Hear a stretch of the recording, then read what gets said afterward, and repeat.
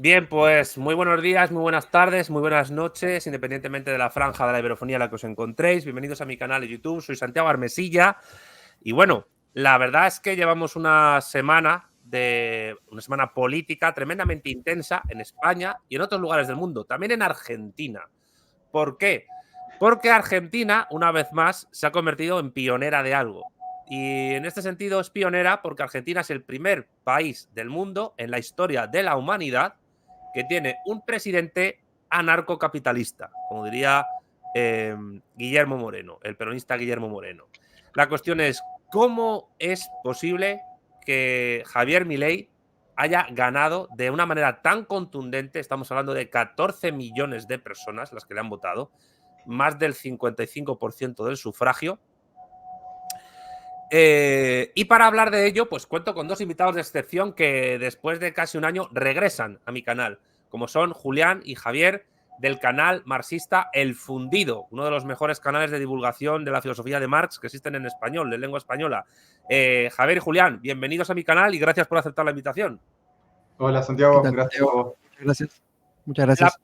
la primera pregunta es muy obvia, que os voy a hacer. ¿Por qué? Javi. ¿Querés arrancar, Julián?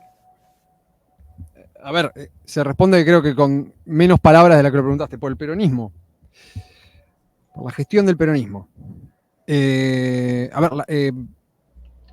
la misma manera que es noticia ahora lo que, lo que está pasando en Argentina, digamos que haya ganado este tipo, es noticia hace años la situación excepcional del país, de una inflación absolutamente desbocada, que está en los primeros lugares de los índices de inflación en todo el mundo, de una pobreza que crece sin parar, contrastada con una potencialidad como la que tiene Argentina. Ese es el motivo. Es decir, tenemos cuando ya una década de gestiones que vienen básicamente haciendo caer en picada el poder adquisitivo, el nivel de vida en general, las condiciones de vida en general de las mayorías en Argentina. Esa es la explicación, no hay que buscar una explicación mucho más compleja que eso. Después se pueden buscar los matices, qué es lo que está pasando, pero eso es lo que pasó.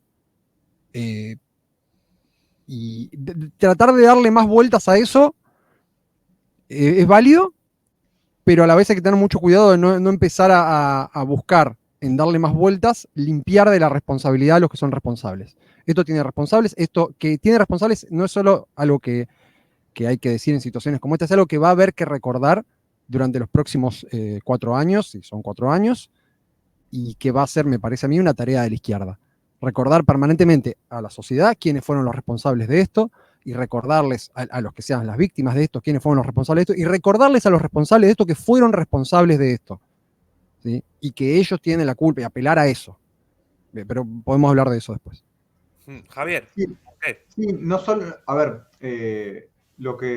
esto de recordar quiénes fueron los responsables, no tiene que ver simplemente con una cuestión de, bueno, ahora hay que enrostrarles lo que hicieron y hay que culparlos no es una cuestión de encontrar un chivo expiatorio, sino de poder asumir una disposición crítica frente a las lógicas que se instalaron para que esto suceda.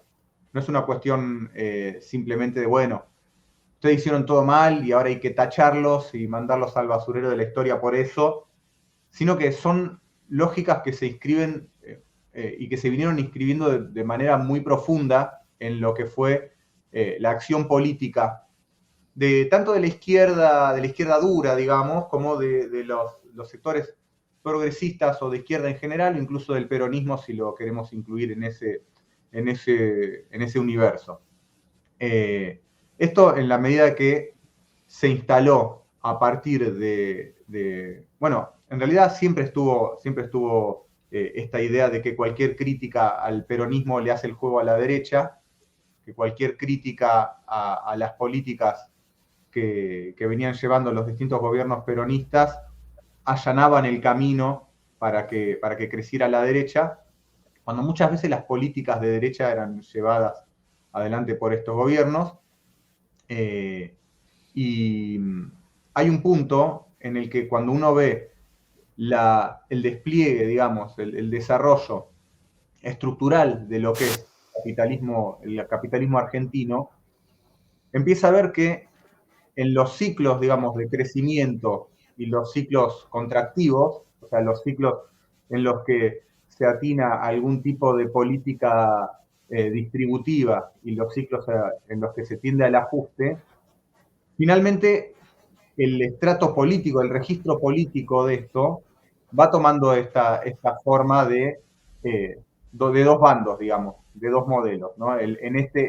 Hoy en día el modelo peronista, kirchnerista, versus el modelo liberal. El modelo peronista asociado a partir de, sobre todo en la etapa 2003-2007, que fue la etapa de crecimiento que caracterizó lo que fue el kirchnerismo, incluso después en sus etapas ya de estancamiento. Pues recordemos que el kirchnerismo gobernó hasta el 2015, pero lo que fue el verdadero crecimiento económico se dio más o menos hasta el 2007-2008. A pesar de que había sido el propio peronismo el que había protagonizado la etapa neoliberal, más allá de las críticas y consideraciones que se pueden hacer a esta terminología, digamos que se suele reconocer como la etapa neoliberal o la etapa de la convertibilidad, para ser más específico, a través de Menem. Esto un poco, el hecho de que sea el mismo actor político, el peronismo, incluso no solo el mismo movimiento, sino los mismos cuadros dirigentes, las mismas personas que gobernaban en los años 90 fueron en esa etapa de ajuste profundo y de cambios estructurales profundos, regresivos, ¿no? En contra de la clase obrera y a favor del capital, eran las mismas personas, el mismo elenco político que el que después quedó asociado de alguna manera a la etapa expansiva con tintes distributivos que vino después de la convertibilidad. Entonces, esta forma de plantear la política como si se tratara simplemente de dos modelos contrapuestos que de alguna manera compiten entre sí frente a la gente, y finalmente el que gana, el que consigue una mayor adhesión, es el que va a aplicar las políticas, desconoce el sentido estructural y material del desenvolvimiento de las relaciones, digamos, capitalistas. ¿En qué sentido? El kirchnerismo, en esta etapa expansiva, se caracteriza justamente por ser la salida de la crisis de la convertibilidad. Y una salida de la crisis de convertibilidad que cuenta con todos los beneficios que brindaron en ese momento los precios internacionales muy beneficiosos. O sea, ahí ya tenemos una cuestión estructural que no es una cuestión de la voluntad política de un elenco político que se presenta frente a la gente con cierto plan. Es una condición estructural ajena a las voluntades políticas. Esto sumado a unas condiciones propias de la crisis, conocidas de cualquier crisis, que son una capacidad ociosa muy alta, es decir, una capacidad para el rebote muy importante, lo que fue una mega devaluación a la salida de la convertibilidad, que significó un traslado, una transferencia de riqueza de la clase obrera a la clase capitalista importantísima, gasto público muy bajo, y debido a todo esto, superávit fiscal y superávit comercial. Son todas cuestiones estructurales, pero que debido justamente a los desequilibrios propios de la estructura del capitalismo argentino, en un momento entran en crisis. Y se llega, digamos, a la etapa del ajuste. Y esta etapa del ajuste es la etapa en la que estamos ahora, y es la etapa que aparece personificada, digamos, por otro elenco político. A veces es el mismo, a veces el peronismo, digamos, ha protagonizado los dos momentos, el de crecimiento y el de ajuste, a través del menemismo y a través después del kirchnerismo. Incluso el kirchnerismo es el que empieza a aplicar el ajuste cuando estas condiciones que yo decía se empiezan a agotar. Entonces, cuando se plantea, como decía, como una simple cuestión de voluntad política, no se puede explicar por qué la gente, por ejemplo, en el 2011, cuando todavía se gozaba de las condiciones distributivas que había habilitado ese momento, ese primer momento de crecimiento, a pesar de que ya no estaba en crecimiento la economía, pero se había experimentado un alza en los salarios, una recuperación más que un alza a los momentos previos de la crisis. Lo que pasa es que después de la crisis, toda recuperación se ve efectivamente como un crecimiento y se percibe como una mejora sustantiva. Pero en ese momento ya el kirchnerismo empieza a aplicar el ajuste bajo el eufemismo, por ejemplo, ellos decían, la sintonía fina. Y en ese momento es donde se empieza a resquebrajar la propia capacidad de gobierno del kirchnerismo, que finalmente pierde las elecciones en 2015.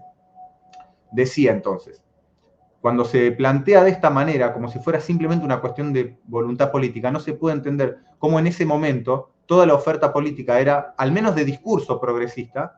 Teníamos a Cristina, que había sacado el 54% con el discurso de los derechos humanos, de la redistribución de la riqueza, más allá de si todo esto se aplicaba o no, ese era el discurso. Teníamos a Wiener del Partido Socialista, que de socialista tenía poco y nada, pero que también se presentaba con un discurso progresista. Estaban, como se dice, Claudio Lozano y Pino Solanas, también una opción, entre comillas, socialismo nacional o izquierda nacional. Fue la aparición del Frente de Izquierda. En total, la oferta política se componía en más de un 75% de opciones progresistas. Y hoy en día no hubo ninguna opción progresista competitiva. Entonces, ¿cómo explicamos eso? La gente simplemente se volvió loca y decidió que un día ya no le gustaba la redistribución de la riqueza y ahora vota ajuste porque quiere vivir mal, o hay una cuestión estructural en el propio desarrollo del capitalismo que, si no se somete a reformas profundas, nos lleva permanentemente a estos ciclos. ¿A qué iba al principio cuando decía el tema de las responsabilidades? A que justamente al desconocer esta dimensión estructural del capitalismo argentino, lo que se hace es plantear esta cuestión como si fuera simplemente una lucha de ideas. Entonces, en la medida que el peronismo se supone que tiene un fundamento distributivo, popular, plebeyo, etcétera, productivo, industrializador, que no lo tiene, pero se supone que en el discurso, en el fundamento ideológico, se supone que eso está. Entonces, si uno critica eso, está fomentando el crecimiento de la derecha, digamos, del bando que se opone ideológicamente a todo eso. Entonces, de pronto, la responsabilidad de que ahora ya ganó Milei, para una gran cantidad de seguidores del peronismo, de peronistas, de filoperonistas, de nuevos peronistas que ahora, y yo los entiendo mucho, con el temor de lo que puede ser un gobierno de Milei, se han acoplado también a la defensa, al menos del peronismo, si no es con un convencimiento profundo, al menos como una forma de defender algo de lo que queda, digamos, del mínimo de bienestar que hoy se conserva. Y decía, la responsabilidad pasa a los que hemos criticado, a los que no hemos apoyado, a los que no nos hemos integrado al peronismo, y no se termina viendo que estábamos en una situación, como decía Julián, 140 o más % de inflación, $1 a 1.000 pesos, 40% de pobreza en general, más del 50% de pobreza infantil, la salud y la educación pública cayéndose a pedazos, lamentablemente, cuando se supone uno de las excepcionalidades argentinas, de una de las cosas que, de hecho, la Argentina brinda, y para muchos de nosotros es un orgullo, aunque ahora mucha gente esté en contra de eso, son una de las cosas que la Argentina brinda a quienes quieran venir de cualquier parte del mundo y que no pueden gozar de esos derechos en sus lugares de origen. Bueno, toda una situación que de alguna manera ya está inscrita y ya está contenida en la estructura del capitalismo argentino, y en esa estructura del capitalismo argentino el peronismo como partido de gobierno, como partido del poder, en el sentido no de que, de que el poder es una silla en la cual se puede sentar una persona a la vez, entonces hay un solo poder y no hay pujas y no hay ¿cómo se dice? No hay luchas internas entre fracciones del capital, entre distintas orientaciones políticas, etcétera, sino en el sentido de que el peronismo se ha convertido en un gestor, digamos, privilegiado de esta estructura que se sostiene básicamente a partir de un enorme gasto público para contener los problemas propios de la estructura del capitalismo argentino, falta de productividad, un piso de pobreza muy alto que necesita permanentemente de transferencias de ingresos porque la gente no puede vivir de su propio trabajo y todas estas cuestiones. Entonces hay una responsabilidad ahí en al menos empezar a cuestionar si realmente el peronismo es un movimiento político capaz de transformar la estructura del capitalismo argentino en un sentido, no digo ni siquiera socialista ni de izquierda, al menos progresista, o si en realidad simplemente es una confederación de aparatos políticos que ha devenido experta en gestionar este tipo de estructura. Ahora lo que se viene con Milei aparentemente sería la puesta en cuestión de esta estructura, una perspectiva de reforma orientada de forma capitalista, por supuesto, una reforma orientada a mejorar la situación de la clase obrera, eso está clarísimo, pero de alguna manera se pone en cuestión la vigencia o la posibilidad de sostener este modelo del capitalismo argentino a largo plazo. Cuando digo capitalismo argentino, hago una aclaración y con esto cierro, porque en estos días alguien de un partido de izquierda estaba cuestionando que la vez pasada usábamos el término capitalismo argentino. No estamos queriendo decir que el capitalismo sea un problema nacional, sino que el capitalismo, siendo mundial y teniendo una dimensión mundial que es absolutamente insoslayable y determinante, adquiere en los distintos países especificidades que hay que atender y que justamente son a las que uno se enfrenta porque uno no tiene otra posibilidad que estar militando en su propio contexto y en el país, digamos, en el que vive. Y así como podemos hablar de la biología del brazo, podemos hablar del capitalismo argentino, aun cuando, si queremos profundizar en la biología del brazo, en algún momento vamos a tener que llegar a la biología de los riñones o de los pulmones o de el cuerpo entero o de la biología en general, así como si queremos profundizar en los problemas del capitalismo argentino, sí o sí vamos a tener que abordar los problemas del capitalismo mundial, porque justamente el capitalismo es un sistema mundial. Después, bueno, podremos hablar más adelante, seguramente cuando veamos cómo se despliega y cómo se desarrolla la política que va a llevar adelante Javier Milei, si este nuevo gobierno implica algún cambio sustantivo en lo que es la inserción de la Argentina en el capitalismo a nivel mundial o no. Bueno, luego volveremos a ello al final porque evidentemente hay que enmarcar en el contexto internacional lo que está pasando en Argentina. Pero si me permitís, quiero volver a la cuestión nacional, es decir, a lo que ha pasado. Evidentemente vosotros consideráis que el peronismo, yo voy a llamarlo el peronismo realmente existente, que es el kirchnerismo, que también es verdad que con Alberto Fernández pues tiene una orientación como más entre liberal y socialdemócrata, aunque eso venía de antes, pues es en gran medida responsable de que Milei haya arrasado en las elecciones últimas y que ya vaya a ser proclamado el mes que viene presidente del gobierno en Argentina. Pero es que a Milei le ha apoyado gente de todos los estratos sociales. El 90% de los militares argentinos, también por la conexión que Villarroel tiene con el ejército, por la reivindicación de la dictadura de Videla y los militares. Un montón de trabajadores cuentapropristas, es decir, de trabajadores informales, lo que más hubiera llamado lumpenproletariado en el siglo XIX. También algunos por cuenta ajena, pero menos, aunque en masa, pues por ejemplo, muchos trabajadores estatales sí la han apoyado, pero es cierto que Milei ha consensuado mucho descontento social y mucho voto de gente con ganas como de provocar una sacudida interna, tanto en la política como en la economía argentina, por un montón de cuestiones, es decir, ideológicas, gente crítica con las derivas progresistas indefinidas del ámbito académico y televisivo argentino, pues, y también pues porque consideran que Milei es un líder fuerte que va a recuperar una suerte de Arcadia feliz argentina que se perdió entre finales del siglo XIX y principios del XX, cuando Argentina era la supuesta mayor economía del mundo y uno de los países más poderosos de la Tierra, etcétera. La cuestión que yo quiero preguntaros, una vez expuesto todas estas ideas,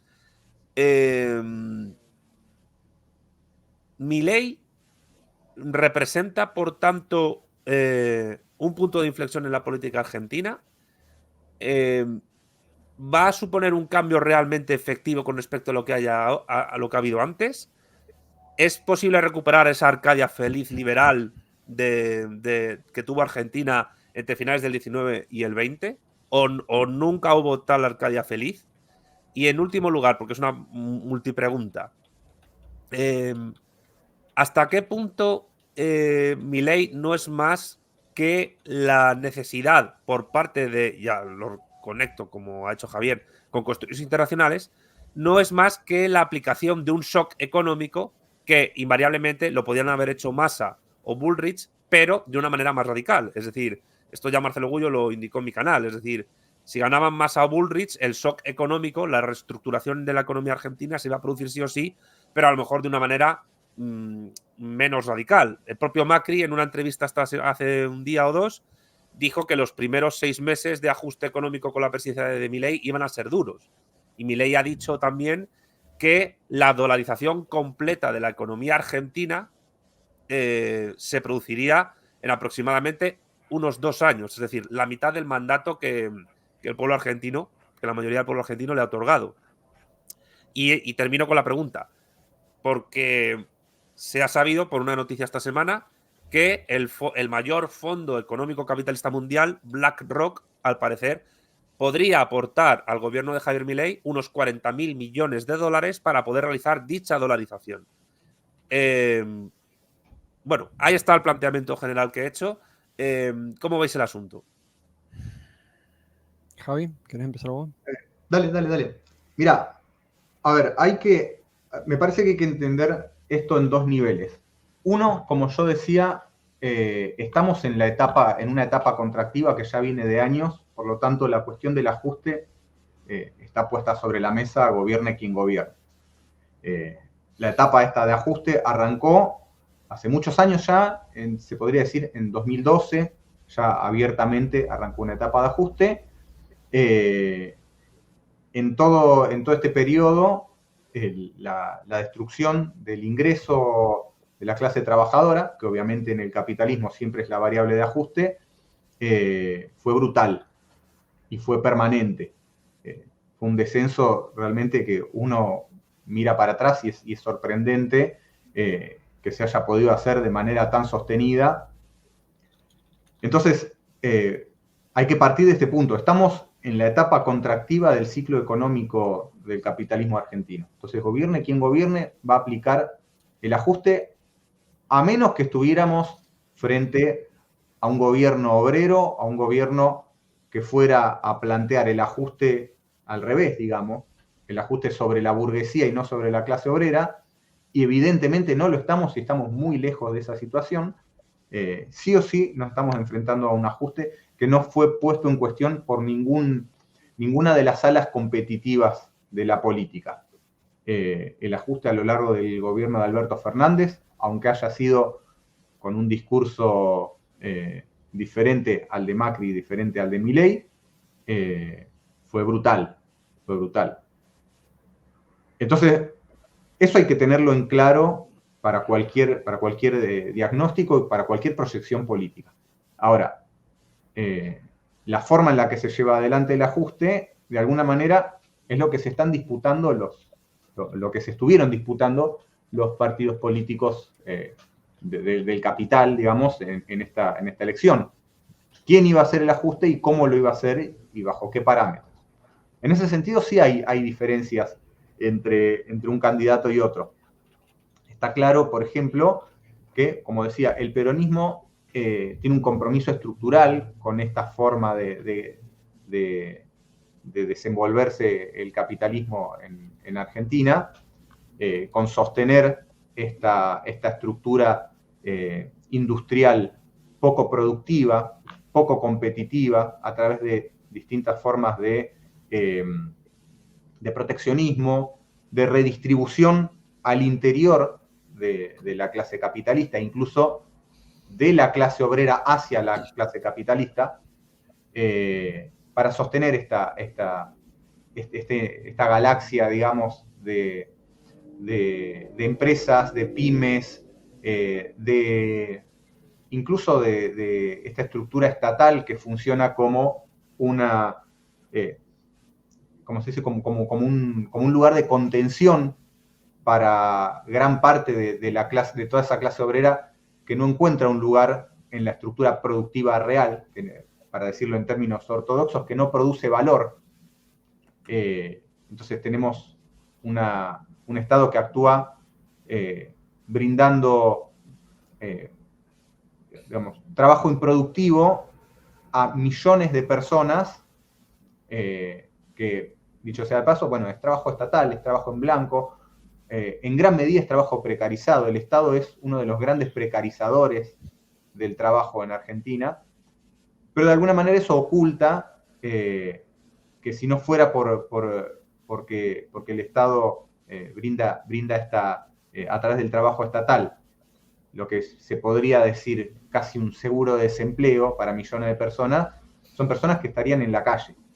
Que literalmente no tienen lugar en el sector productivo, ni en el privado, ni en lo poco que hay de productivo en el sector público.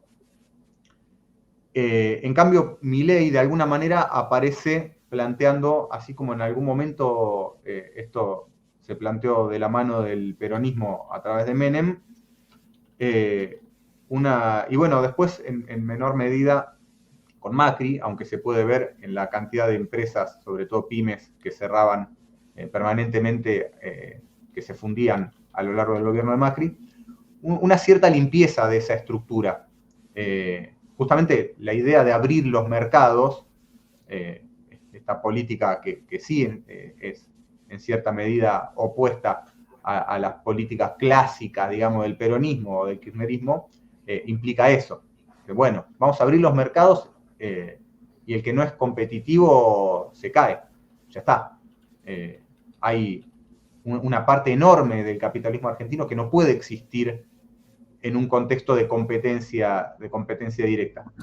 Entonces, algo que podemos esperar es eso. Es un poco lo que quiso hacer Macri. No lo pudo hacer porque se encontró con una gran resistencia. Además, se encontró con que los resultados inmediatos de sus políticas tampoco ofrecían a la clase capitalista un contexto, el contexto que ellos esperaban, el nivel de beneficio que ellos esperaban.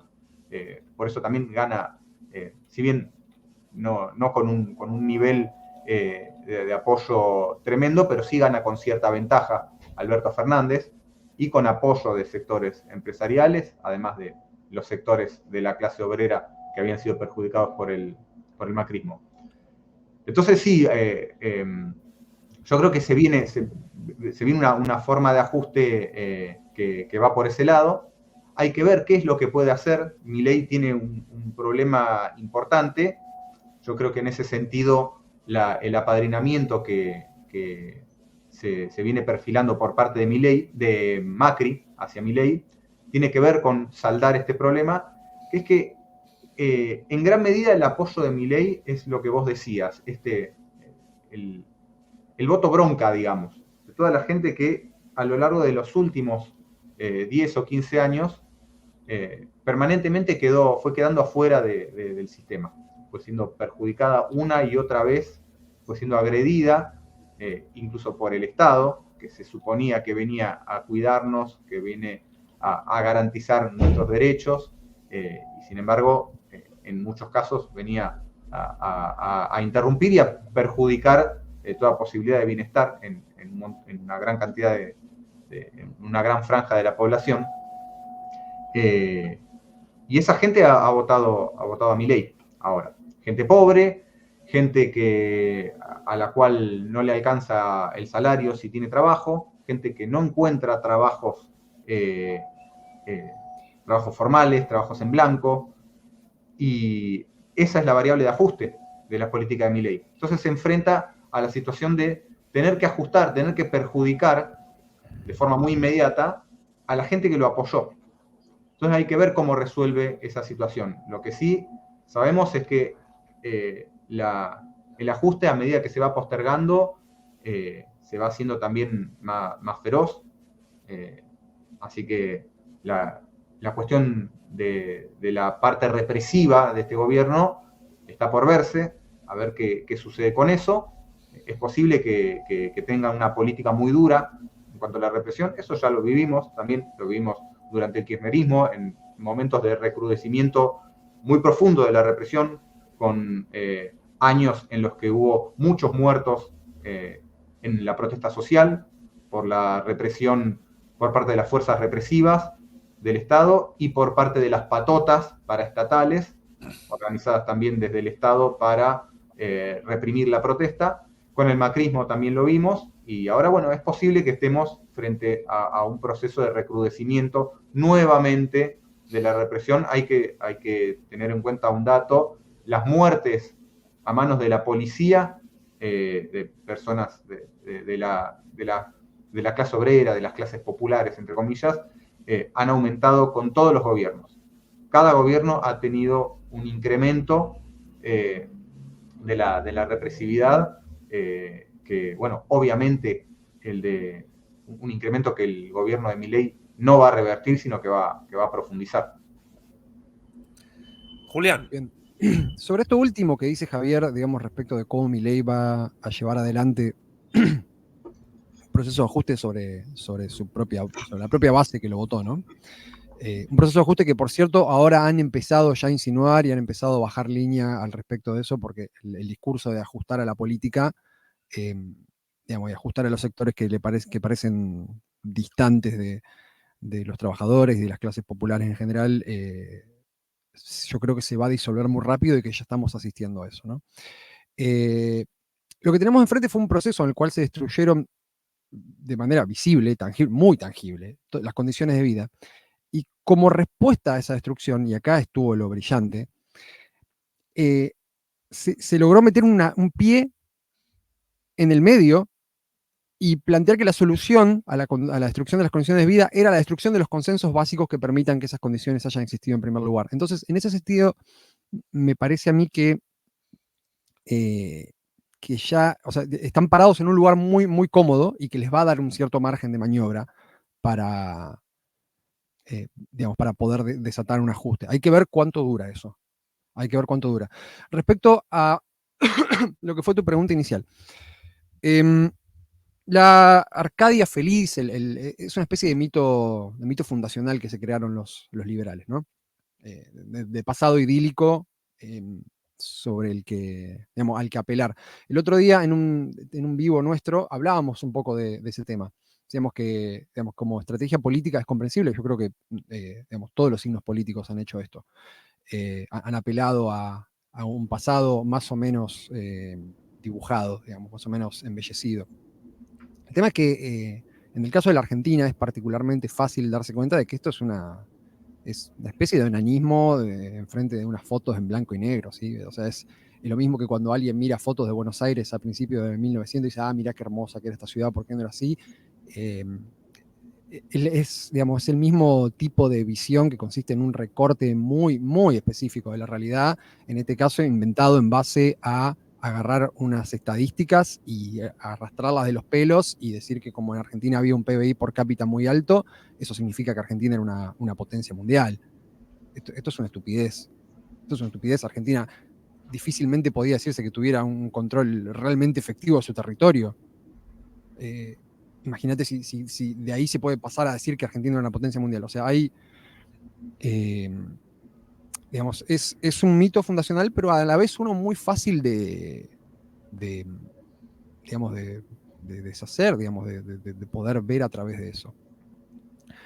En cuanto a la aplicación de las medidas de Milei, el shock que pueda aplicar de una forma más o menos radical, para mí va a depender simplemente de, o sea, esto después de todo es un gobierno de coalición entre intereses diferentes y de acuerdo a cómo puedan acomodarse los grupos de interés que hay detrás de Milei y los grupos de interés político, ¿no? Y a la resistencia que ofrezca la clase obrera, es la gradualidad con la que van a poder aplicar o no las barbaridades que quieren aplicar. El problema para mí, personalmente, es que yo siento que de fondo, y acá hay una diferencia por ahí con lo que podrían haber planteado opciones que por lo menos se tenían de otra institucionalidad, como era del peronismo, como hubiera sido un Larreta, es que de fondo hay un elemento discursivo distinto a un nivel cualitativo, ¿no? En ese nivel aparece el baile que va a tener que hacer Milei, que va a tener que llevar a cabo su gobierno para sortear esas contradicciones discursivas. ¿Por qué? Porque el discurso que le fue legado a su sector duro, digamos, a su núcleo de militantes del anarcocapitalismo y todo eso se cayó ya hace un rato largo, ¿sí? Ojo, cuando hablo de contradicciones quiero decir contradicciones de vuelta, estoy diciendo contradicciones en el discurso, ¿sí? No, o sea, lo que es Milei políticamente es que está claro. El problema es las contradicciones discursivas. Entonces, el discurso del anarcocapitalismo se cayó. O sea, donde apareció la necesidad del capital de retener al Estado como un agente para garantizar su reproducción.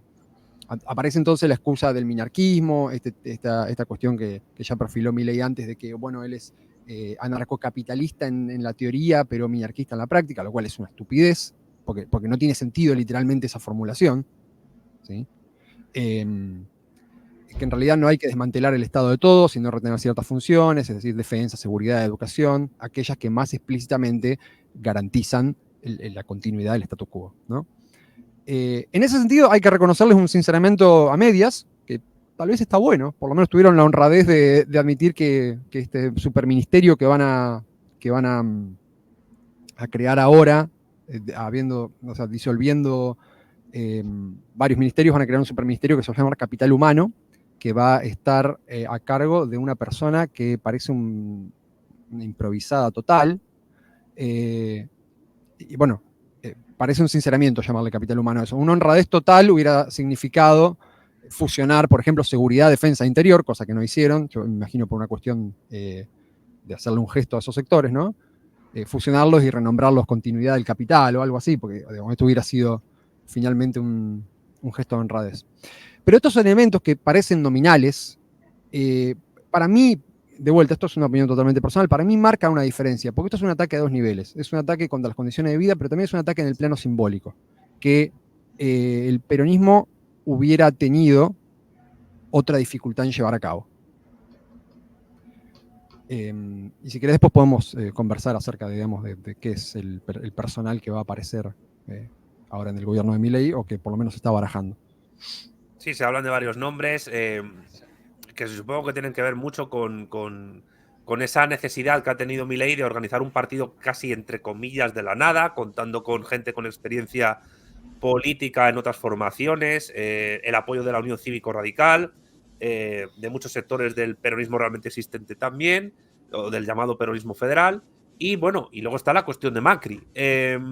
Hay una cuestión interesante con respecto a Macri, porque bueno, hay gente que está parodiando, entre comillas, aquella fórmula de los años 70 de Cámpora al gobierno, Perón al poder. Ahora sería Milei al gobierno, Macri al poder. Estoy empezando a escuchar mucho esto en redes sociales, en YouTube también. Me gustaría que analizaseis un poco esta alianza que después de la primera vuelta de las elecciones presidenciales, del primer balotaje, han establecido pues Macri y Javier Milei. Y os lo digo por dos motivos. Primero, por una cuestión evidentemente de clase, es decir, Macri representa a la gran burguesía argentina en todo su esplendor, es un hombre con mucho poder, es un hombre muy inteligente que sabe moverse muy bien a escala nacional e internacional y que tiene en Milei a la persona adecuada para sus planes y programas de clase, evidentemente. Y por tanto, el apoyo es absoluto y total. Pero es que al mismo tiempo, y os lo digo por la cuestión de, no sé, ya no recuerdo si fue ayer o antes de ayer, una intervención que tuvo el propio Mauricio Macri en televisión, creo que fue,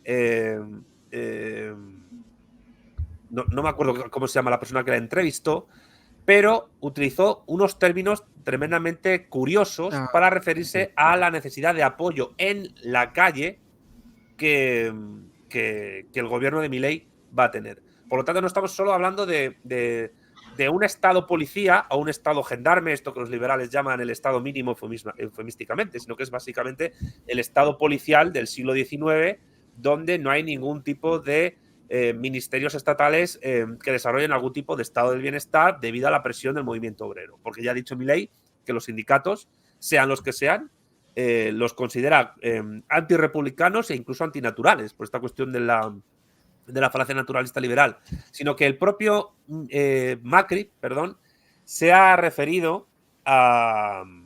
Voy a leerlo exactamente lo que ha dicho. Sí, lo de los orcos. Lo de los orcos, sí. Hoy hay un mandato popular muy profundo y encima que es dado por los jóvenes. Los jóvenes no se van a quedar en casa si estos señores empiezan a tirar toneladas de piedra. Se refiere a los sindicatos, ya al movimiento obrero. Los jóvenes van a defender su oportunidad. Ahí ya Macri está separando a la juventud de la clase obrera. Entonces ellos van a tener que medir muy bien, los orcos, cuando quieran salir a la calle. Y entonces el periodista, que se apellida Morales Solá, le dice, no solo son jóvenes de clase media y de clase alta, hay clase baja también. Y sigue Macri, porque a mí me ha parecido que es muy revelador de los planes a donde se va a dirigir Argentina en el corto y medio plazo. Dice Macri, el núcleo de jóvenes revolucionarios de Javier Milei son jóvenes que trabajan y que reclaman una oportunidad de poder trabajar y ahorrar, no trabajar y estar debajo de la línea de la pobreza. Y ellos están muy firmes, recalca Macri, han arrastrado a sus padres, nosotros hemos arrastrado a nuestros votantes, es decir, a Juntos por el Cambio. ¿Qué significa esto? Porque claro que Javier lo ha referido antes. Se está organizando alrededor del próximo gobierno de Javier Milei una suerte de fuerza juvenil parapolicial, paramilitar, pero civil, que en la calle se enfrente de manera directa y quizás violenta al movimiento obrero, a los sindicatos y a las resistencias que pueda tener Javier Milei. ¿Cómo se califica esto? Es decir, ¿qué tipo de alianza se ha establecido políticamente hablando entre Juntos por el Cambio y la Libertad Avanza, en tanto que la Libertad Avanza va a organizar tropas de choque contra el movimiento obrero? ¿Cómo valoráis estas declaraciones de Mauricio Macri y esta alianza entre ambos? Javi. Mira, varias cosas. Uno, hay que ver primero la composición y la expectativa de lo que es la base de apoyo de Milei.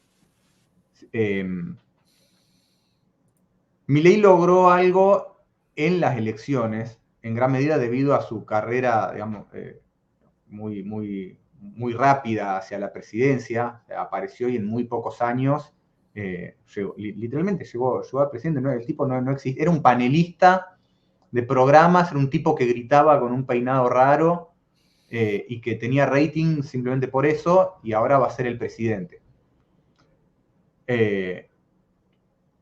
Hay una cuestión que es fundamental, que yo ya la decía, que es que Milei, la variable de ajuste de su gobierno va a ser su propia base de apoyo. Eso está claro. Entonces, ahí hay una cuestión de, bueno, ¿hasta qué punto puede generar un apoyo en la calle, un nivel de movilización? Porque hasta ahora lo que hemos visto, está bien, hemos visto gente en la calle, en algunos lugares muy poca, en otros lugares mucha, hay gente muy ilusionada, pero todo esto ha sido en el contexto de la campaña electoral. Hay que ver qué pasa. Hay que ver qué pasa, si realmente logra establecerse como una fuerza que ocupe las calles ya ni te digo en forma de manifestaciones violentas hacia otros sectores, sino simplemente una fuerza que esté movilizada. Eso es un poco difícil. Es difícil aparte lograrlo en un contexto de ajuste. El kirchnerismo en su última etapa de su primer, digamos, ciclo de gobierno, no el de Alberto Fernández, sino en el último gobierno de Cristina Kirchner, había lanzado algo que se llamaba Unidos y Organizados, que era una forma de alguna manera, en un contexto ya entrando en recesión y ya no pudiendo brindar una continuidad al crecimiento que había caracterizado la primera etapa, agotada ya en 2007 y 2008, como decía, pero bueno, como un gesto de decir, bueno, somos un movimiento social, estamos en la calle, mostrar de alguna manera ese peso en las clases obreras, en las clases populares, a través de la presencia callejera movilizada. Eso no tuvo, o sea, terminó siendo una cuestión de movilización de aparatos propios del peronismo, pero no generó un movimiento en la calle que se pusiera al hombro la tarea de defender al kirchnerismo y de garantizar de abajo hacia arriba, digamos, su continuidad. Finalmente el kirchnerismo pierde las elecciones del 2013 y pierde las elecciones finalmente las presidenciales del 2015, en ese contexto de ajuste que comparado con lo que estamos viendo ahora era todavía leve.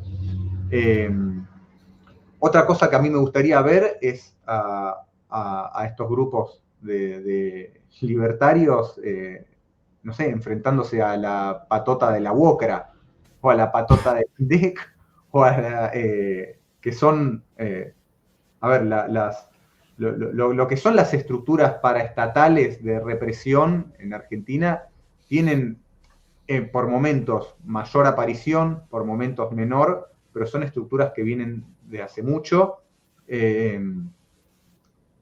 dirigidas por los viejos culatas, que eran justamente en muchos casos, por ejemplo, los guardaespaldas de los dirigentes sindicales, que como gesto de cariño te pegaban con la culata del arma. El siguiente paso ya era más definitivo, digamos, pero son estructuras en las que el peronismo tiene un control muy grande y yo no veo que pueda, por el momento, que se pueda formar una suerte de legión de camisas pardas que respondan a Milei. Sí hay algo que a mí me preocupa mucho y que creo que nos viene preocupando hace bastante, que es cómo esta situación de frustración, de marginalidad en sectores de la clase media empobrecida, va generando en algunos pequeños grupos ideas de enfrentar con violencia una situación que se les escapa de las manos. Acá en La Plata, por ejemplo, había un grupo que ahora está un poco desactivado, pero que bueno, siempre hay que estar atento, un grupo de neonazis que al menos por ahora desde lo simbólico venía teniendo así gestos muy violentos, con dichos muy violentos. Tuvimos en Mar del Plata hace varios años ya un grupo de neonazis que en este momento está cumpliendo condena por ataques gravísimos contra personas trans y travestis, contra homosexuales, sobre todo, pero después contra otras personas también vinculadas al mundo de la cultura o de la militancia cultural de izquierda. Y bueno, el líder espiritual, entre comillas, de este grupo, por ejemplo, que se llama Pampillón, se pronunció a favor de Milei en estos días, y Lilia Lemoine compartió en redes el pronunciamiento de este neonazi, abiertamente neonazi. Entonces, yo siempre lo pienso, el que vio la película La Ola tendrá presente el personaje del chico que se creyó todo, digamos, el personaje más trágico de la película, Eso es algo que sí yo veo que puede ocurrir, es algo que es para preocuparse. Algún trasnochado que crea que su misión en el mundo es cometer algún tipo de acto, bueno, como ya se vio con el intento claro. de asesinato de Cristina Kirchner. Bueno, eso es algo que sí, la verdad que me preocupa más que lo otro. La cuestión de la represión me parece que por el momento va a seguir pasando por las fuerzas represivas estatales. El asesinato de Mariano Ferreira hace ya más de 10 años, un militante del Partido Obrero, del trotskismo, para los que estén viendo esto de España, uno de los principales partidos trotskistas de la Argentina, tenía una inserción, junto con otros partidos trotskistas, una cierta inserción en el mundo ferroviario, y en una protesta contra la precarización laboral, una patota organizada por el sindicato, por la Unión Ferroviaria, al mando de un histórico dirigente peronista, aliado en ese momento importante del kirchnerismo, una patota que contó aparte con la liberación de la zona por parte de quien era responsable de las fuerzas de seguridad en ese momento, que era Aníbal Fernández, también otro cuadro histórico del peronismo y del kirchnerismo, acomete contra una pequeña manifestación que estaba en retirada, primero a los cascotazos, y luego cuando la manifestación estaba en plena retirada, por una cuestión de desventaja física, digamos, que estaba siendo atacada por una patota muy bien organizada, matan a tiros a Mariano Ferreira, un militante de 23 años. Hieren también a Elsa Rodríguez y a otro compañero, los hieren de mucha gravedad. Elsa Rodríguez recibe un disparo en la nuca. Y a partir de eso generó una situación política muy, muy grave, y a partir de eso el uso de patotas de alguna manera se empezó a restringir, aunque se siguió utilizando las patotas del INDEC, por ejemplo, pero de alguna manera fue difícil seguir implementando esa política represiva, aunque ese mismo año tuvimos los 3 asesinatos en las tomas de tierra del Indoamericano, también una situación que se dio debido a un déficit de vivienda que se estaba viviendo en ese momento y que se profundizó. Tuvimos asesinatos de integrantes de comunidades originarias, sobre todo Com y Pilagá, en Chaco y en Formosa, también por parte de patotas aliadas a las policías provinciales.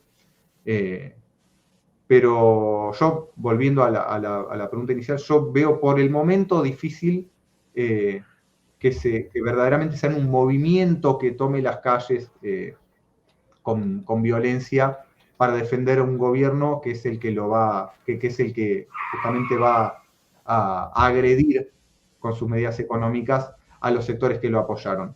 Sí pienso esto, sí pienso que hay que estar muy atentos y hay que empezar tal vez a replantearse las medidas de seguridad entre todos los militantes de izquierda, porque no solo se viene una etapa donde se va a profundizar el nivel represivo que ya está instalado, sino que pueden aparecer pequeños grupos, gente aislada, gente loca, gente desquiciada y perturbada, que pueden intentar hacer daños, digamos, a militantes. Así que bueno, esto me parece muy importante decirlo, porque es algo que tal vez puede haberse descuidado en el último tiempo, y me parece que es muy importante que lo empecemos a pensar como militantes. Sí, sobre todo añado rápidamente en lo que tiene que ver con la seguridad digital, ese tipo de cosas, sobre todo con el núcleo más duro de votantes jóvenes, que en este momento de euforia o de mucha atención política, hubo algunos doxeos, hubo algunos, bueno, ese tipo de cosas por redes que no son sanas, y nada, aumentar las precauciones, como dice Javier, es algo que hay que hacer y que hay que recalcar todo el tiempo. Para responderte, yo no tengo mucho más que agregar a lo que dijo Javi. Las declaraciones de Macri en sí, en tanto sus declaraciones, a mí me parecen de una irresponsabilidad terrible, pero me parece más que nada como un poco de fanservice para las viejas paquetas, ¿no? Una especie de invocación a esa idea de la juventud tipo José Ingenieros, ¿no? Donde la juventud es una especie de fuerza vital, que bueno, que hay que ponerse de su lado, pero no creo realmente que pueda, que pueda significar que verdaderamente se vayan a formar, por lo menos de momento, grupos de choque o algo por el estilo. De hecho, si recordamos, este payaso que ahora va a la FIP, Ramiro Marra, había intentado formar un grupo antipiquetero. No me acuerdo las siglas en este El momento. movimiento antipiquetero argentino. El MAPA, eso, el movimiento antipiquetero argentino. Sí, había intentado formar un grupo antipiquetero que nunca se concretó, nunca existió por fuera de que mandaran a unos tipos a pegar unos afiches con amenazas. Porque es. A ver, es todo un tema. Ir a pedirle a un sector de la militancia, que además por ahí no viene de una tradición política, que vaya y se enfrente en la calle con gente que además tiene experiencia en estar ahí. Entonces ahí yo comparto la observación de Javier, pero vuelvo a lo que decía antes. Habiendo puesto un pie en los liberales, en medio de esa contradicción entre la destrucción de las condiciones de vida y habiendo dirigido la mirada de un sector de sus votantes a la destrucción de aquello que permitió la existencia de esas condiciones en primer lugar, es decir, las estructuras del estado de bienestar, ¿sí? Los tipos están en un lugar muy, muy beneficioso. Están muy bien parados y solamente digamos, el peso de su propio ajuste es lo que los va a terminar moviendo de ahí. Entonces hay que ver cuánto dura eso. Tienen ahora la ventaja del underdog, la ventaja de haber llegado supuestamente contra viento y marea, la ventaja de haber ido en contra de la casta y de un montón de construcciones imaginarias absolutamente fantasiosas, ridículas, sobre todo cuando se ve de vuelta, repito, los ministros los nombres que están sonando, esa fantasía va a tardar más o menos en caerse, pero se va a caer. Pero tienen ese tiempo de gracia ahora, tienen los famosos 100 días de gracia. Hay que ver cuando haya comenzado el ajuste y cuando los tiempos les jueguen en contra, cuánto va a durar. Pero insisto con esta idea de que la victoria de ellos fue posicionarse en un lugar del que va a ser muy difícil moverlos. Yo decía lo de Macri porque por la, voy a decir entre comillas, novedad que supone que un expresidente del gobierno argentino que está en la cúpula de la jerarquía de la estructura económica y política y social del país haya llamado a la juventud, a la juventud revolucionaria de Milei, es que es el término lo novedoso, lo inquietante, a apoyar en la calle al presidente electo. ¿Por qué lo digo? Porque por enésima vez el liberalismo, que ya ocurrió con Mises, ya ocurrió con Hayek, ya ocurrió con Milton Friedman, etcétera, y por mucho que algunos digan que no, al final no tiene ningún reparo en recurrir a fuerzas políticas parapoliciales para desarrollar y proteger la reestructuración completamente económica de una nación. Y yo lo siento, pero esto a lo que recuerda realmente es, por una parte, al bonapartismo que Marx criticó y describió en el 18 Brumario de Luis Bonaparte, y por otra parte, ya en el siglo XX, a fuerzas pues como Acción Francesa o, si nos vamos un poco más adelante, pues al fascismo italiano. Es decir, es ahí a donde quiero llegar, que para mí la novedad inquietante es que la alianza Macri-Milei, aunque evidentemente yo pues no veo a Ramiro Marra especialmente preparado ni físicamente para poder plantar cara a un piquete huelguístico, sin embargo, a medio o largo plazo, después de ese periodo de gracia, es donde ya entraría la preocupación. Es decir, que haya grupos liberales y no liberales que se unan contra el movimiento obrero argentino y contra la clase obrera argentina y contra diversas organizaciones, tanto marxistas como peronistas, incluso críticas con el kirchnerismo, que quieran plantar cara a lo que va a hacer Milei. Con lo cual, esa llamada a la acción de la juventud, que recuerda, insisto, y esto no es una caricatura lo que estoy diciendo, o sea, yo soy una persona que se ha caracterizado siempre por no utilizar el término fascismo como insulto ni en sentido reduccionista. No uso jamás como un cacaculo pedopis, pero sí es verdad que recuerda en lo que es la incitación al fascismo clásico. Y ya ha habido dos personas con una cierta influencia social en Argentina, que no tienen nada que ver ideológicamente la una con la otra, que han llamado a esto con esta palabra, fascismo. Una es el filósofo Nahuel Michalski, amigo mío, y otra es un liberal, que es Carlos Maslatón, el cual públicamente se ha pronunciado contra Milei y que le ha acusado de fascista. Entonces, teniendo en cuenta que es verdad que fascismo o derecha extrema, extrema derecha, ultraderecha se ha convertido en una palabra comodín para criticar muchas veces cosas que no gustan, sin embargo, de una manera inquietante a nivel político, lo que está proponiendo Macri sí se acerca a eso. No sé, e insisto, es verdad, yo no veo a estos otakus que han votado a Milei haciendo un piquete ahora mismo, pero a lo mejor dentro de un año o dos sí. No sé si me explico bien por dónde voy. Sí, se entiende, se entiende. Mirá, a ver, uno no puede predecir qué va a pasar. Es verdad que, como dije yo, por lo menos para mí, esas son declaraciones irresponsables y que pueden tener una consecuencia así. Ahora, personalmente me da muchísimo más terror, más que los grupos parapoliciales que pueden armarse, me da muchísimo más terror la influencia que pueda tener Villarruel en grupos que ya no son parapoliciales. Sí, que son militares directamente. Sí, claro, si va a haber choque, digamos, Entonces, Exacto. digamos, la preocupación aparece ya en un plano mucho más inmediato, y por lo menos siento yo eso, ¿no? Sí, completamente.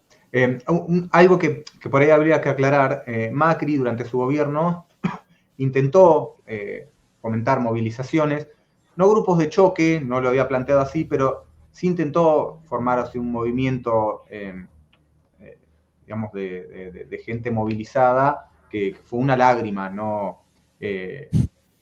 A ver, él había tratado de emular lo que habían sido las grandes movilizaciones orientadas por la oposición de derecha que había habido durante el gobierno kirchnerista, pero una cosa es generar un movimiento o ponerse a la cabeza de un movimiento que se está generando contra las políticas de un gobierno, y otra cosa es desde el Estado, en un contexto, como decía, en un contexto de ajuste, generar un movimiento realmente importante de apoyo y defensa en el sentido físico.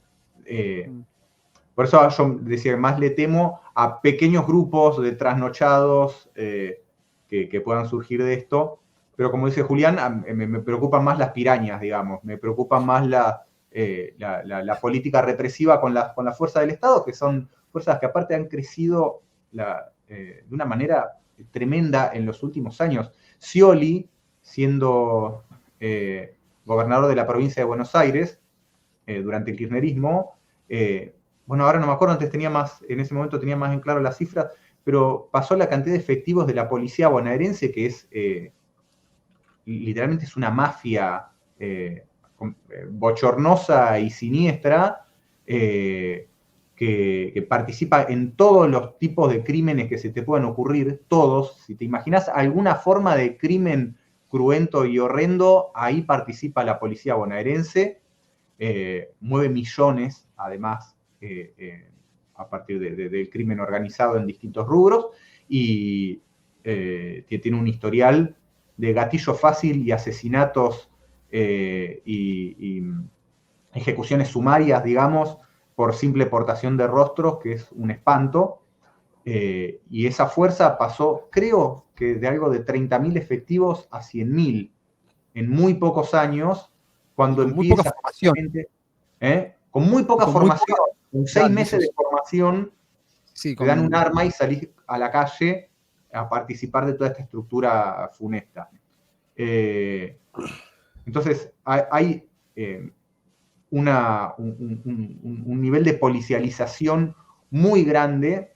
La policía, aparte, es una estructura que no gobierna ningún gobierno, o que gobierna a medias el gobierno, tiene un nivel de autonomía muy importante, y sí hay una una cuestión con Villarruel, que son las demandas, sobre todo, en gran medida salariales y también simbólicas de la parte militar o de fuerzas intermedias como la gendarmería, de revalorización en sentido material, salarial y de condiciones de trabajo y simbólicas.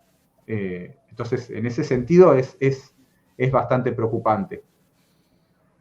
Pero a lo que iba, Macri no pudo conformar esto. Las movilizaciones a favor de Macri que había durante el gobierno macrista eran un chiste, eran una payasada absoluta, y estaban conformadas por viejas conchetas, digamos, por gente de clase alta o de clase media alta, si podemos usar esta terminología ambigua, gente acomodada, con una ideología oligárquica, lo que se llama una vieja concheta. Entonces era un chiste. Yo creo que Macri está viendo que Milei generó un nivel de apoyo en la juventud que él no pudo tener, y por eso está apostando a esta cuestión de poder generar un movimiento de apoyo, sobre todo aparte viendo esto que va a pasar, que es justamente la gente la que está en la punta de la motosierra, digamos.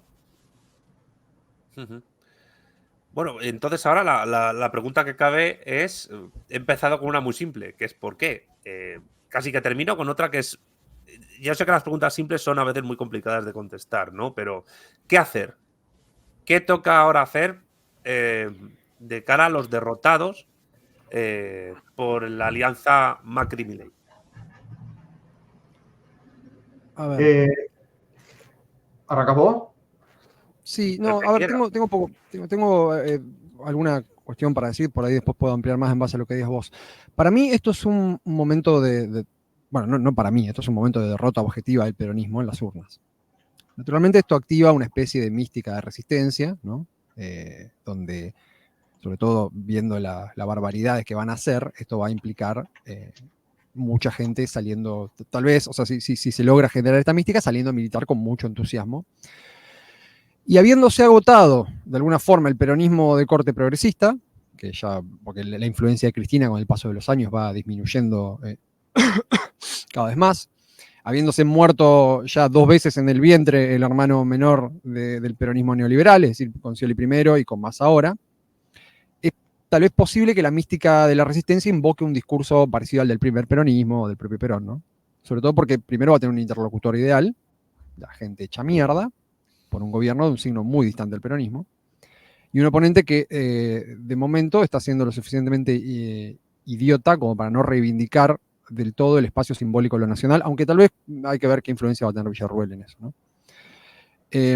Entonces, a ver, yo no sé qué hay que hacer, pero para mí hay que actuar sabiendo que puede pasar esto, digamos. Y vuelvo a lo que había dicho al principio. Hay una discusión que dar acerca de qué implica responsabilizar a los responsables. Con esto no quiero decir a la persona que vota a Milei porque ve que su vida digamos que no tiene ningún tipo de esperanza de poder construir una vida digna y lo que hay nunca le sirvió. Bueno, eso es otra cosa.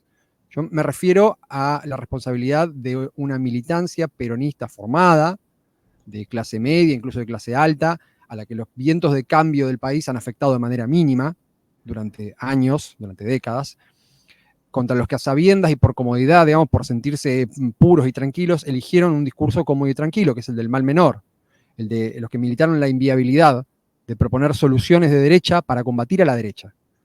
Chantajear, el otro día hablábamos con Javier, que esta es una expresión muy fea, pero por ahí, para que se entienda, digamos, chantajear como un marido violento a la clase trabajadora, ¿no? Sin mí no sos nada, sin mí a dónde vas a ir, que literalmente lo han hecho, o sea, con esas palabras.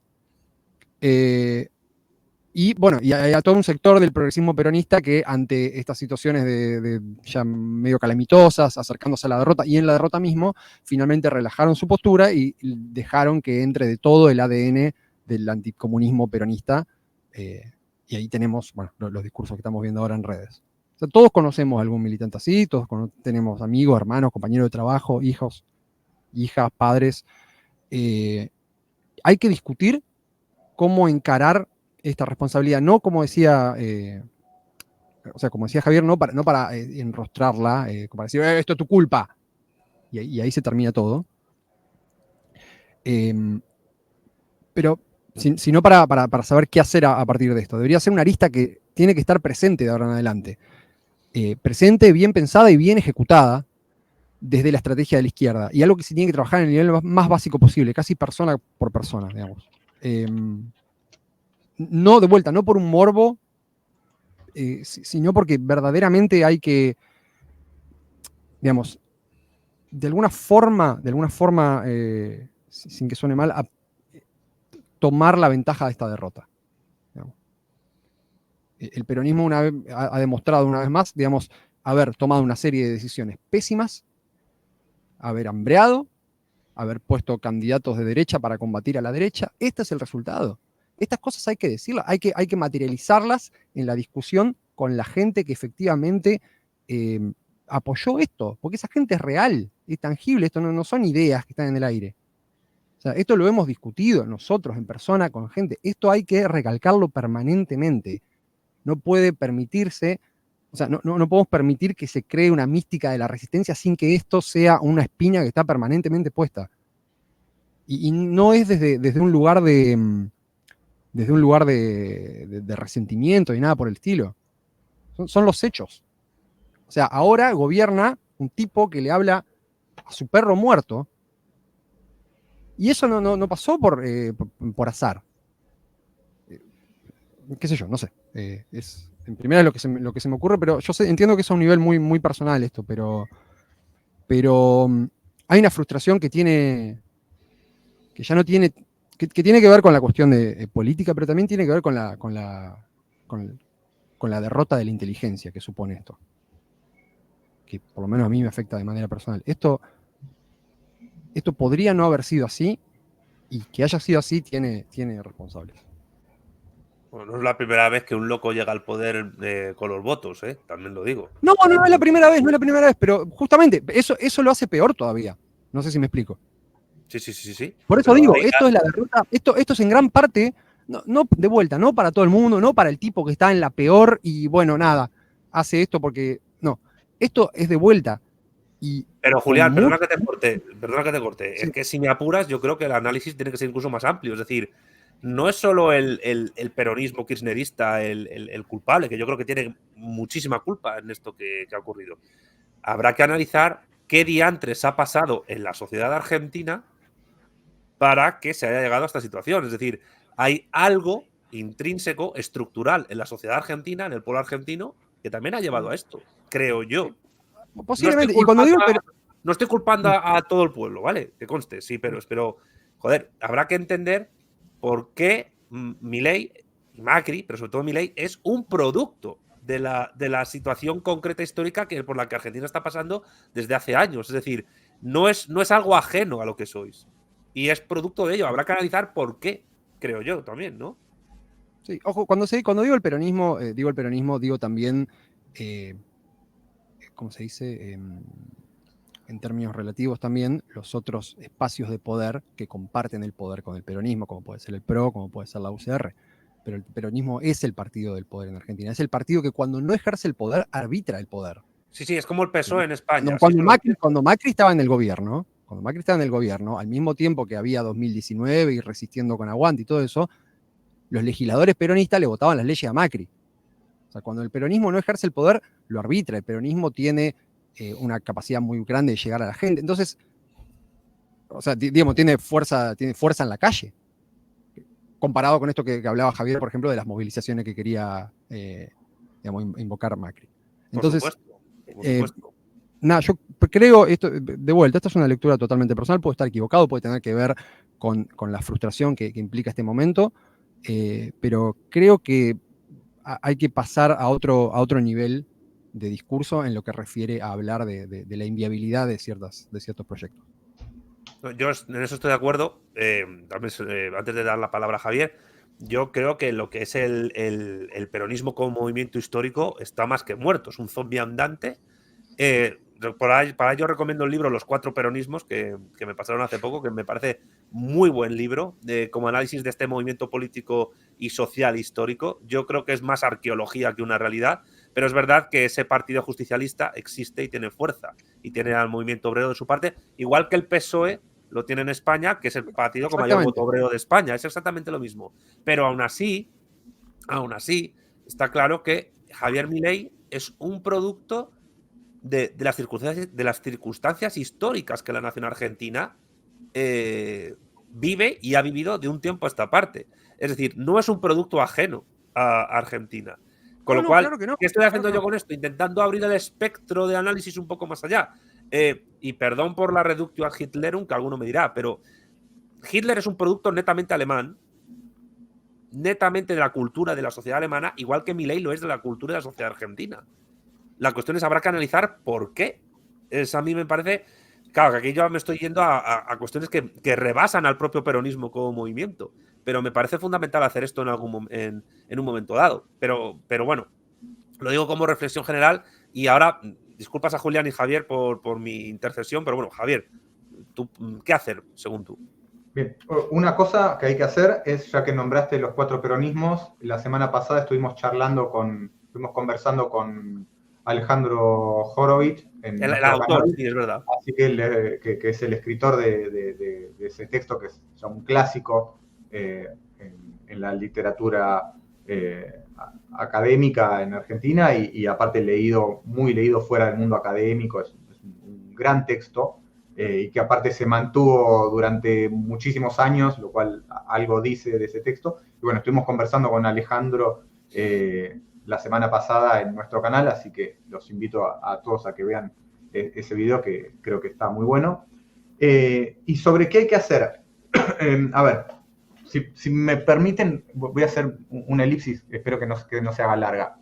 Yo venía pensando en que se me hacía un paralelismo entre lo que fue esta elección del 2023 con lo que fue la elección del 2003, la que inauguró, digamos, el ciclo que ahora se está cerrando.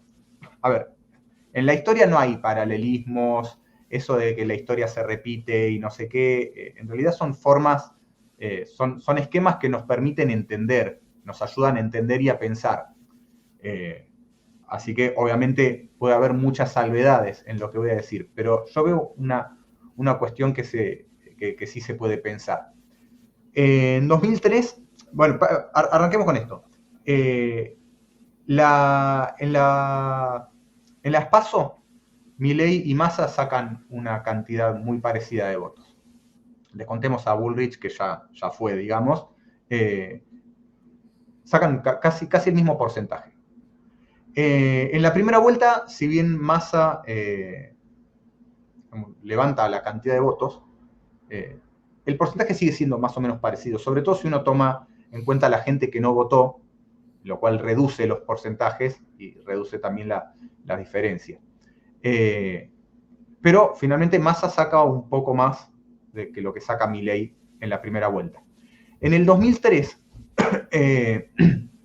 después de la presidencia absolutamente fallida y fatídica de la Rúa, que fue el presidente que sucedió a Menem, en la última etapa de la convertibilidad, cuando la convertibilidad estalla, en esas elecciones Menem se vuelve a presentar y saca una cantidad de votos levemente mayor a la cantidad de votos que saca Kirchner.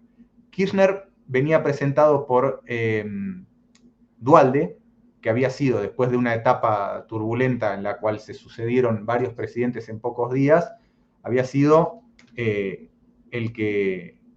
encargado de cerrar la etapa de la convertibilidad.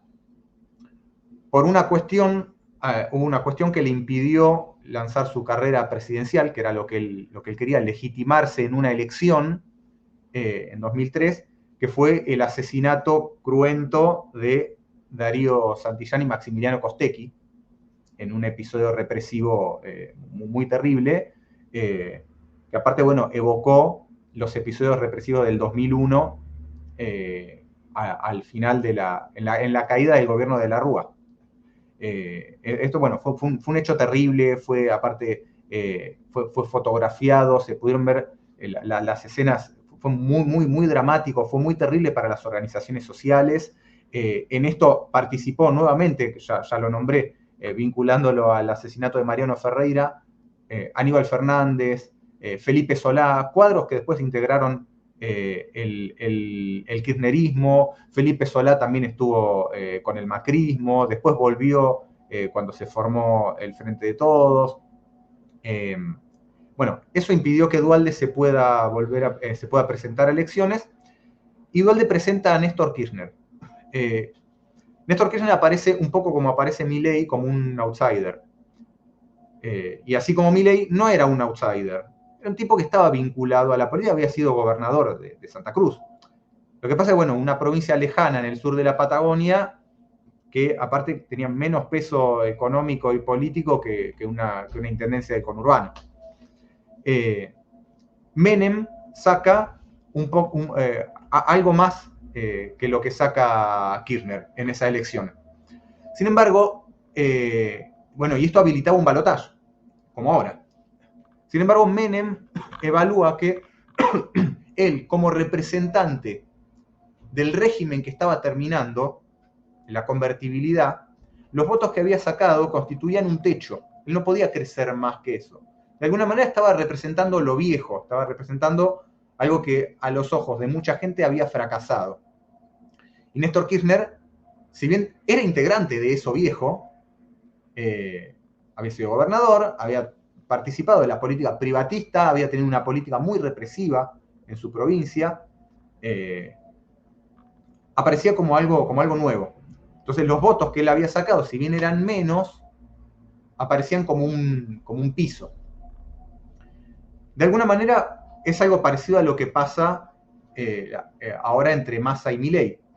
Massa representando al ciclo progresista, no al ciclo neoliberal, neoconservador, como le quieran decir, hay mucha terminología académica que se ha aplicado, representando de la convertibilidad, digamos.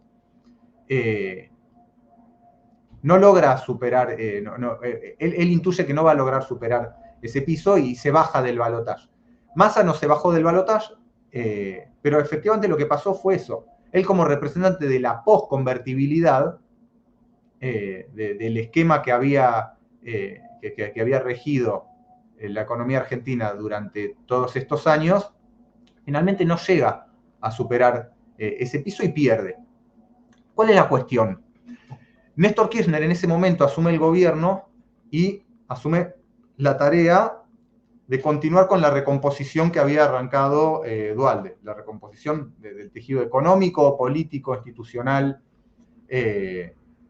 y cuenta, como decía al principio, con todos los beneficios que brindaban los precios internacionales de las exportaciones y una serie de condiciones que brinda una salida regresiva de cualquier crisis, que permiten el efecto rebote. Ahora bien, a todo esto hay que sumarle el condicionante del consenso negativo que había producido el estallido de la convertibilidad. Un consenso negativo que tenía básicamente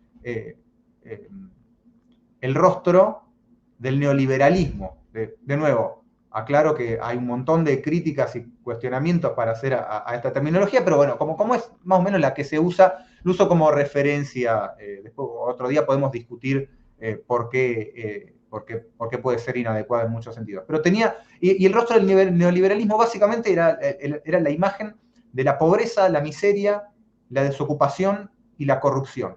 Yo prefiero, Javier, hablar de liberalismo sin el neo. Sí. Porque bueno, si no, parece que estamos sí, salvando el liberalismo clásico también. De la convertibilidad, vamos a decir, para ser más específicos todavía. Uh-huh. Entonces, bueno, y esto en un contexto también que involucraba una sociedad altamente movilizada contra todos estos sentidos liberales que se habían instalado en la convertibilidad. Entonces, un tipo que había participado de todo eso finalmente tiene que aplicar una política muy distinta. Proteccionismo, alza de salarios, reapertura de las paritarias, un montón de cuestiones vinculadas por un lado a algunos ítems del peronismo clásico, aunque en una versión que si uno empieza a hilar finito no se parecen tanto, con tintes progresistas, con negociaciones de todo tipo, con los movimientos sociales, a los cuales, por supuesto, tiene la tarea de desactivar y de desempoderar, y de alguna manera Milei cuenta con el consenso negativo del agotamiento de ese proceso. El consenso negativo que le otorga al progresismo, dicho de una manera muy generalizada, al progresismo, al peronismo, a las ideas distributivas, esa cara de el hambre y la corrupción. Entonces es como ese péndulo donde aparece cada uno fracasando en su propia, en su propio modelo, entre comillas, y rehabilitando el modelo que había fracasado antes. Y esto yo decía al principio, no se trata de dos modelos que están en pugna y que puede ganar uno o puede ganar el otro. Son dos momentos del mismo modelo que a veces son, y a veces no, son personificados por distintos elencos políticos. Después, por supuesto, diferencias hay muchísimas, no son lo mismo, toda esa pavada, eso no es así, y hay un montón de instancias en las cuales las políticas que se asumen pueden dar un curso diametralmente opuesto o muy diferente a la cuestión si se asumieran otras. Ahora, lo que tenemos que pensar a partir de esto es cómo en el agotamiento de cada uno de estos ciclos se ponen en juego las necesidades de afrontar grandes reformas. La convertibilidad fue una, la salida de la convertibilidad fue otra. Macri intentó algunas reformas, algunas las pudo meter, otras no, y ahora están planteadas reformas muy profundas.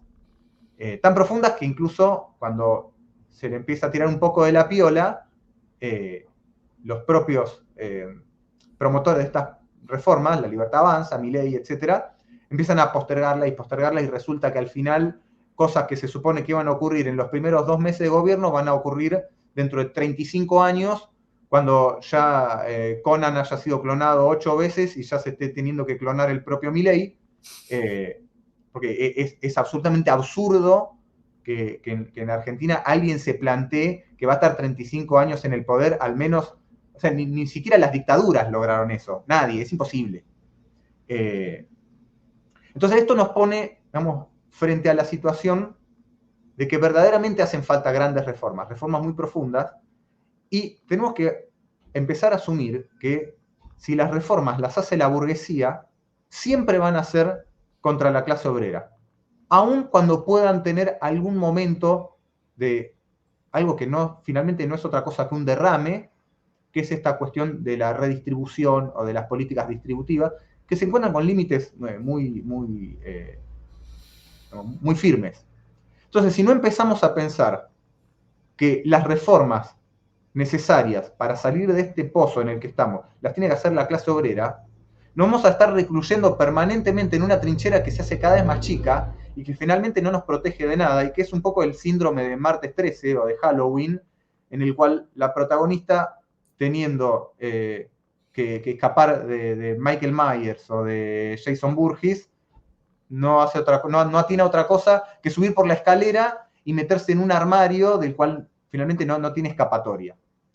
Si no empezamos a pensar eso, no hay salida a esto.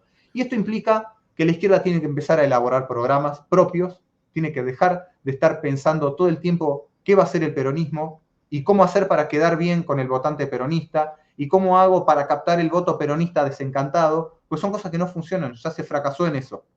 Incluso yo pienso que es muy importante empezar a pensar cómo dialogar con toda esa parte de la clase obrera que en este momento está expuesta a las ideas de Milei, que en este momento tiene su confianza depositada ahí, y es la clase obrera la que está ahí. El 65% de la población en la primera vuelta votó en contra del peronismo. Esa población puede estar en cierta medida compuesta por fachos, por oligarcas, lo que quiera, pero es el 65%. Eso no puede estar conformado solamente por la burguesía. ahí está la clase obrera. Y yo me pregunto, y esto es una pregunta, no estoy haciendo una afirmación, es una pregunta, como todos nos estamos preguntando cosas en este momento, ¿sí? ¿Qué es más importante ahora? ¿Quedar bien y tender puentes con el progresismo, el peronismo, el filoperonismo, el filokirchnerismo, lo que sea, que de alguna manera ya está definido contra las políticas de Milei? Después habrá que ver si asumen una política de enfrentar esto o hacen como cuando fue con Macri, que dijeron, bueno, abandonemos las calles, esto se resuelve en las urnas, ahí 2019 vuelve el asado y el resultado fue que ahora Milei va a ser presidente. Pero eso es otra cuestión. Entonces me pregunto, si es más importante eso o es más importante empezar a pensar que si la izquierda, la gente de izquierda, no estamos pudiendo capitalizar el voto bronca, tal vez tiene que ver con que la izquierda tiene una tendencia a siempre cerrar filas con los que han suscitado la bronca. Entonces, si vos querés capitalizar el voto bronca, no te podés aliar con la persona, con el sector que es objeto de la bronca. No le podés decir al tipo al cual el peronismo no le dio nada en todo este tiempo y decir, no, pero tu bronca la vas a canalizar con Massa. ¿De qué estamos hablando? A ver, no estoy ni siquiera cuestionando si era correcto o no votar a Massa, porque yo entiendo perfectamente a la gente que ante el pavor que provoca un tipo como Milei, puedan decir, bueno, para que no gane Milei tiene que ganar Massa. Lo entiendo perfectamente, me parece razonable. Tengo otras posturas yo, pero me parece perfectamente razonable, no lo critico. Pero sí hay que empezar a pensar que es una lógica que no funcionó. Entonces sí me parece que tenemos que empezar a discutir en la izquierda, en las organizaciones populares, y cada cual con sus amigos, con sus vecinos, con sus compañeros de trabajo, este problema. ¿Quién es el que va a conducir los destinos del país? Si vamos a ser los trabajadores, que hasta ahora no lo hicimos nunca, o lo va a seguir haciendo alguna fracción de la burguesía con mayor apoyo, con menor apoyo, con más distribución, con menos distribución, con más represivo, menos represivo, pero finalmente vamos a seguir en esta pendiente, en este camino descendente, hasta que esto ya no dé más y hasta que este país estalle y desaparezca. Eso creo que es muy a grandes rasgos lo que hay que hacer. Y a partir de eso, a partir de empezar a pensar eso, y empezar a pensar que esto no se puede dar de otra manera que no sea con organización y con movilización, si no empezamos a pensar eso, me parece que no vamos para ningún lado. Yo quería agregar una cosita sobre una de las últimas cosas que dijo Javier. Para mí, otro punto que hay que pensar, reflexionar y verdaderamente discutir es hacer énfasis sobre el giro discursivo, ¿no? Que de alguna forma le permitió a los liberales asociar el agotamiento de este ciclo político, el desprestigio que puedan tener las ideas de la justicia social, la redistribución, todo un ideario asociado al peronismo, con la izquierda. Digamos, un poco de chapa, un poco de chapa y un poco por ahí con mucha visión a futuro, esta encarnación puntual del liberalismo, del neoconservadurismo, como le quieran llamar, con Milei a la cabeza, ha sabido referenciarse en discursos que asocian todo lo que ocurrió hasta ahora con la izquierda en su sentido más estricto, con el comunismo, con el socialismo.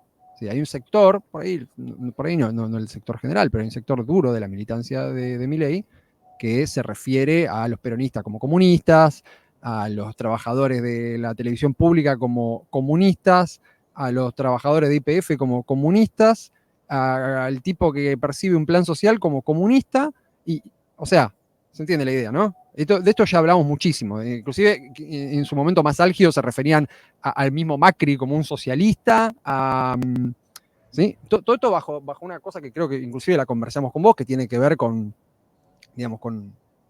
una estrategia discursiva que consiste en después poder asociar libremente a Alfonsín con Mao Zedong, ¿sí? O sea, sí, lo recuerdo. Sí, bien. Entonces, esto ya ocurrió y creo que hay que hacer un control de daños acá, ¿sí? Y esto implica la elaboración, que además de la elaboración de un programa, como dice Javier, además de discutir ese tipo de cosas, hay que elaborar también hay que saber elaborar o reconstituir o saber cómo tomar fragmentos del pasado para elaborar un universo discursivo, simbólico, una retórica que logre diferenciarse terminantemente del peronismo y de la propia imagen que la izquierda en parte se construyó y que también se dejó construir. Porque, a ver, puede parecer una lectura tonta, de cuñado, como dicen acá, pero parte de la batalla se gana también en las redes, en la comunicación. En ese tipo. O sea, hay un tipo que gritó, son todos comunistas, son todos socialistas, hasta que alguien se lo creyó. Algo que era inverosímil hace 70 años cuando se escuchaba uno a Perón hablar del comunismo. Me explico, pero finalmente eso caló. Entonces ahí hay también que plantearse la construcción de un discurso y también de un universo de símbolos que tiene que de alguna forma separarnos o por lo menos darnos una identidad que alcance a despegarse de esto que nos achacan. Entonces hay que combatir la idea esta de socialismo es cuando el Estado hace cosas y comunismo es cuando el Estado hace muchas cosas, básicamente, ¿no? Sí, exacto. Sí. Que se ha puesto de moda desde hace tiempo y sí, ha calado, porque incluso en España, con las movilizaciones que están contra Pedro Sánchez, totalmente legítimas y totalmente que incluso se pueden apoyar, sin embargo, cuando se dice que Pedro Sánchez es comunista, pues se está errando el tiro, evidentemente. O sea, un gobierno que está en la OTAN, que está en la Unión Europea, que está en el euro, muy comunista no es, en fin, por mucho que Sumar le apoye. Pues nada, como siempre hago, como ya sabéis, Javier y Julián, que estáis siempre invitados a mi canal cuando queráis, cedo la última palabra agradeciéndoos el tiempo y la paciencia para participar en este análisis de por qué ha ganado Milei, pues para que digáis básicamente lo que queráis. Y aviso, dejo abajo en la descripción del vídeo las redes sociales del Fundido, su canal, visítenlo, es un gran canal, muy bueno. Felicidades, por cierto, a Javier por sus vídeos sobre la anti-Marx. Así que, nada, tenéis la última palabra. No, personalmente solamente agradecerte por la oportunidad de charlar sobre esto y nada, lo que dijiste, pedirle a toda la gente que vea nuestro canal, que se suscriba, que vea nuestras últimas charlas, que hemos tenido un par de charlas interesantes con Cristian Caracoche, con Horowitz, como te decía Javier. Hace poco sacamos un video también sobre Axel Kaiser, así que nada, eso, invitarlos a que vean nuestro material y que se suscriban. Invitados quedan. Javier. Bien, sí, lo mismo, agradecerte el espacio y también, bueno, también ya lo dijimos la vez anterior que estuvimos en tu canal y tratábamos de decirlo siempre, llamar a la gente a que realmente esto es algo que, esto en general, no solo el próximo e inmediato gobierno de Milei, sino esta situación en la que estamos sumergidos que nos llevó a esto, hay que combatirlo, no queda otra. Hay que combatirlo organizándose, militando, luchando. Y una cosa con la que nos hemos encontrado para sumar a todo esto, en este tiempo que llevamos haciendo el canal, obviamente muy lento, sacando un video cada, a veces más de un año, pero nos hemos encontrado con un montón de gente que sabe mucho, que tiene muchísimo para aportar, y que por ahí no tiene la llegada que merecería, y que, nada, toda esa gente, a ver, en comentarios, en videos, nos han planteado discusiones, nos han corregido errores, nos han aportado datos, ideas, categorías, conceptos que a nosotros nos han resultado pero más que útiles. Nos ha sorprendido. O sea, estamos hablando de gente que sabe muchísimo más que nosotros y que lo ha demostrado tal vez incluso en los pocos caracteres que permite un tweet, gente prácticamente anónima aparte, de la cual hemos aprendido muchísimo, y toda esa gente debería también tener un canal de YouTube donde podamos, a la par que nos organizamos, que luchamos, que estamos en las calles, y todo eso, que podamos dar también esta batalla de ideas, porque hay que pensar que de alguna manera estos liberales han logrado con demasiada facilidad instalar sentidos comunes que pasan a formar parte del repertorio de ideas con las cuales la gente procesa. A ver, los tipos, Milei instaló esta idea de que los liberales son estéticamente superiores, y convengamos que es vamos a ser amables, una persona de la cual sus contornos ninguno es correcto, por decirlo de alguna manera, no puede ser que haya logrado instalar esta idea. Entonces son cosas que hay que empezar a combatir, y que hace unos años nos decían, no le den entidad, porque lo haces crecer, no hay que nombrarlos, hay que ignorarlos. Y bueno, al final la entidad las de otra cosa, claro. Entonces, nada, invitar, eso hay mucha gente que realmente tiene la capacidad intelectual para hacer cosas muchísimo mejores que las que hacemos nosotros, y no las hacen porque tal vez piensan que es difícil, que lleva demasiado tiempo, y por ahí nos ve a nosotros que sacamos videos cada muerte de obispo. No es porque sea difícil, no es porque lleve tanto tiempo, es porque nosotros, nada, somos medio tarados, así que háganlo también, importante. No somos desorganizados, no. Pero si fuesen tarados, ni siquiera no os habría invitado, es que sería imposible charlar, vamos, pero vamos. No, bueno, en el sentido organizativo al menos. Y bueno, y estamos a disposición de cualquiera que necesite cualquier tipo de ayuda, de colaboración, con lo que sea, para un poco también combatir esta parte que es la lucha de ideas. Así que bueno, eso nomás. Y gracias de nuevo a vos por la invitación. Bueno, gracias a vosotros. No es fácil llevar un canal de YouTube, yo os lo digo. Y no, a veces aciertas, a veces fallas, pero se aprende mucho, y se aprende mucho también con la retroalimentación, como bien ha dicho Javier, con la gente que te comenta cosas. Porque siempre, sobre todo cuando lo hacen para mejorar lo que uno hace. Y desde aquí, pues yo también agradezco a la gente que me sigue, pues que lo haga. Pero seguir al canal del Fundido, porque no son tarados, es gente con la cabeza bien amueblada y que trabaja muy bien. Y que evidentemente pues volverán a mi canal en cuanto sea viable. Así que gracias por vuestros análisis. Y nada, al pueblo argentino todo mi apoyo, y poco a poco iremos viendo los arrepentidos, que llegarán, los arrepentidos del voto a Milei. De hecho, ya hay un perfil en Twitter que se llama Arrepentidos de Milei. O sea, seguidlo porque es muy interesante. Y nada, yo me despido hasta la semana que viene. Pulgar arriba, dejad vuestro comentario abajo. Suscribiros a este canal si queréis más material de materialismo político a nivel audiovisual. Compartid este vídeo con familiares, amigos y allegados, hayan votado a Milei o no, sean peronistas realmente existentes o no, sean de izquierda o no. Activad la campanita para más notificaciones. Si queréis apoyarme en Patreon económicamente, siempre estaré agradecido. Y por supuesto, visitad al Fundido, ver sus vídeos, comentadlos, compartidlos, se lo curran muchísimo y merece mucho la pena ver su canal y seguirles en redes. Y sin más, pues bueno, nos despedimos. Hasta la próxima, que hablaremos de Argentina más veces porque siempre es una nación que está de total actualidad. Un saludo, nos vemos y hasta la próxima.